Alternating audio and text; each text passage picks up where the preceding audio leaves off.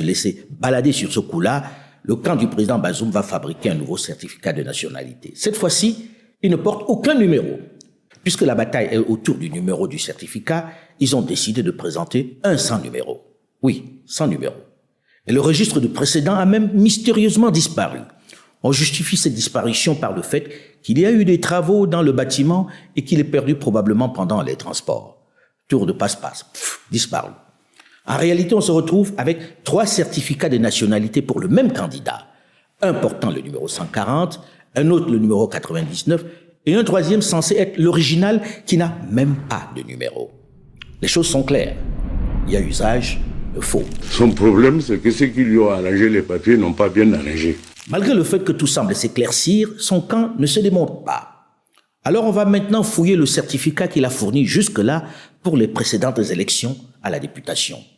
On exhume donc ses précédents dossiers qui montrent bien qu'il a utilisé pendant toutes ces années le certificat numéro 140 pour les précédents scrutins. Cette fois, l'usage du faux est clairement établi et certains commencent à spéculer sur son imminente arrestation pour faux et usage de faux. Mais sous la puissante et discrète pression du président Mahamadou Issoufou, qui lui-même est sous pression de Paris, qui a décidé d'installer Bazoum à la tête du Niger, afin qu'il poursuive la coopération maintenue depuis les 2 précédents mandats, contre toute attente du public nigérien, la Cour constitutionnelle va valider le dossier de Mohamed Bazoum. C'est sur la base de ce faux certificat de nationalité que Mohamed Bazoum va être déclaré candidat à la présidentielle. Déclare éligible à l'élection présidentielle premier tour du dimanche 27 décembre 2020 les cieux Abdallah Suleiman, Jibrila Baré Mainassara, Mohamed Bazoum, PNDS Taraya, ordonne la notification du président Arrêt à monsieur le ministre de l'Intérieur chargé des questions électorales et sa publication au journal officiel de la République du Niger. Le mensonge flagrant est passé. Mohamed Bazoum est fait candidat malgré la plainte portée par l'un des candidats, Jibril Mainassara Baré, à la Cour de justice de la CEDEAO. Nous, Mohamed Bazoum, président de la République élu conformément aux lois, jurons solennellement sur le Saint. Pourquoi je reviens aujourd'hui en détail sur ce cas Bazoum? Parce que finalement, le mensonge a été lourd de conséquences pour le Niger et a créé un précédent. Le président élu, dans des circonstances pas très honnêtes, n'a pas réellement pu gouverner son pays malgré sa bonne nature, puisqu'il était à la fois sous pression de son prédécesseur, qui continuait de tenir les rênes du navire, mais également sous celle de Paris, dont il était quasiment le sous-préfet. Mais plus grave encore. On a un homme intègre, démocratiquement élu, courageux. En réalité, ceci est faux lorsque l'on écoute entre autres les révélations extraites du livre censuré de l'ancien ambassadeur de France au Niger, qui montre bien que Bazoum était surtout l'homme de Paris, qu'il a été imposé à son prédécesseur. La vérité, tous la connaissent désormais, même si Paris s'emploie encore à jouer la carte de la défense de la démocratie. Et on a pris parti en plus avec une analyse simpliste qui consistait à dire, parce qu'on traite l'Afrique de manière très simpliste, et Mohamed Bazoum a été un président élu démocratiquement. Il a été élu démocratiquement, ça se discute. Oui, alors j'allais vous dire, oui. Parce que Mohamed Bazoum, quand il a été élu avec le président Issoufou, qui était le président en place, qui a tout fait, entre guillemets, pour qu'il soit élu. Hein, et c'est pour ça qu'il faut être sachant, excusez-moi, et sachant également, je précise pour nos auditeurs, parce qu'ils ne savent pas forcément, c'est que la population au Niger, il y a quand même les gens du Sud et les gens du Nord. Hein. Bazoum est un Arabe, donc c'était quelqu'un qui est considéré comme quelqu'un du Nord, et ça avait été très très mal vécu par tous les gens du Sud, qui considèrent que légitimement le pouvoir leur appartient, puisqu'ils sont majoritaires en population. Et je pense que faut savoir tout ça. Donc réagir comme on a réagi, c'était refuser de voir une réalité interne, mais qui était un problème interne qui n'est pas le nôtre. Exactement, et une complexité de la situation qui aurait dû nous inviter à beaucoup plus de prudence. Même si Alain Juillet connaît un pan de la vérité, elle n'est pas exactement celle-là.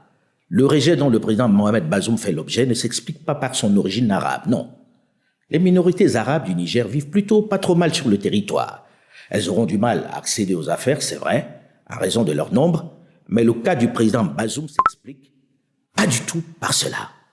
Une grosse partie du rejet de Bazoum vient du fait qu'il n'est pas considéré comme un Nigérien. Son histoire de certificat de nationalité n'a pas vraiment convaincu. Et il était surtout perçu comme au service d'un autre pays, la France. Il est perçu comme un imposteur étranger installé par la France avec la complicité de son prédécesseur Mahamadou Issoufou à la tête du Niger. Pour moi, c'est ça l'essentiel. L'attachement de la personne au pays. Alors, je vous raconte une anecdote. En 1993, Bazoum s'est présenté candidat à Tesker. Les élections ont été conflictuelles et il fallait que Bazoum défende son dossier, et juridiquement, et auprès des autorités. C'était la transition. Il est passé chez le président Al-Chebou. Il est passé chez le président de la Cour suprême. Il est passé chez le président André Salfou. Et chez moi, votre serviteur. Et vous savez le langage qu'elle m'a tenu. Ou il est admis comme député, ou il s'en va dans son pays. C'est ça qu'il a dit, et à moi et aux autres. Ce sentiment est tellement partagé que lorsque le président Macron insistait pour en faire un martyr, la population ouest-africaine en général et nigérienne en particulier estimait qu'il se moquait de leur intelligence. Monsieur Bazoum n'est pas un Nigérien, son comportement nous le reconforte totalement dans notre constat. Cette histoire de nationalité du président, a priori anodine au départ pour ses auteurs, est donc très lourde de conséquences pour le Niger, puisque dans l'absolu, on punit tout un pays pour un président qui en réalité était illégal et illégitime. Une punition qui a fait de nombreuses victimes civiles, des morts dans des hôpitaux, parce que les médicaments n'étaient carrément plus livrés en raison des sanctions iniques, parce que l'électricité a été coupée par le voisin nigérian qui a poussé le zèle tellement loin qu'il a oublié qu'il provoquait de fait la mort des frères voisins. Parce que les vivres n'étaient plus importés. Bref, parce qu'on a isolé le Niger pour l'asphyxier avec l'assentiment, le soutien de Mohamed Bazoum. Peut-on ainsi accepter de punir son peuple juste pour défendre son pouvoir? S'interrogent des millions de Nigériens qui y voient la preuve supplémentaire qu'il n'est pas vraiment soucié d'eux, pas vraiment nationaliste. Des sanctions inhumaines, tout ça pour défendre, disait-on, la démocratie, alors que l'on savait que le concerné avait triché pour se hisser sur ce fauteuil. C'est douloureux à dire parce que c'est un ami, mais c'est la vérité et mon devoir est de le faire savoir. Le président béninois, le président togolais, nigérien et consorts, ils ne vivent pas au Niger, ni au Burkina. Donc parfois aussi, il faut être humble. Nous ne savons pas quelles sont les vraies réalités de ces pays-là. Mais nous sommes dans notre rôle. Mais peut-être dans son rôle, et parfois est acteur de la plaque. On l'a vu l'été dernier, suite au coup d'État au Niger. La France a pris une décision, pardonnez-moi le mot, mais totalement stupide, en ne délivrant pas les visas aux 400 étudiants nigériens qui attendaient leur visa pour venir en France. C'est-à-dire qu'on a doublement sanctionné des gens qui avaient une appétence pour la France, dans une relation difficile avec les putschistes. Au contraire, on aurait dû mettre en place une procédure totalement dérogatoire pour leur faciliter l'obtention de leur visa et leur accueil en France. Parce que ces gens-là, c'est eux qui vont construire la relation entre la France et le Niger de demain. Et on a mis tout le monde dans le même panier. On a dit, puisque la junte est méchante avec nous, nous a demandé de partir, puisqu'ils ont cassé une partie de notre ambassade, nous ne délivrerons pas de visa. Franchement, on voudrait rompre avec l'Afrique qu'on ne ferait pas différemment. C'est de nos erreurs que nous devons tirer de leçons. Lorsque l'on s'est planté aussi souvent, on doit prendre le taureau par les cornes et en finir avec ces crises à répétition nées des magouilles, des arrangements entre copains et négligence. Ces drames nés du refus d'appliquer les textes qui régissent nos sociétés ont fait trop de morts pour que nous ne les prenions pas au sérieux et en finissions. Il n'est pas normal. À chaque scrutin, on déplore des morts et des blessés parce que des petits malins ont trouvé le moyen de contourner la loi pour s'accaparer le pouvoir. Qui a le droit de se présenter, d'être candidat à la fonction suprême, à la présidence de la République? Les textes sont clairs et ne peuvent varier en fonction des individus et de leur rayonnement, de leur poids dans la société, de leur influence. C'est dans le même temps à chaque peuple, en toute souveraineté, de décider des conditions d'éligibilité.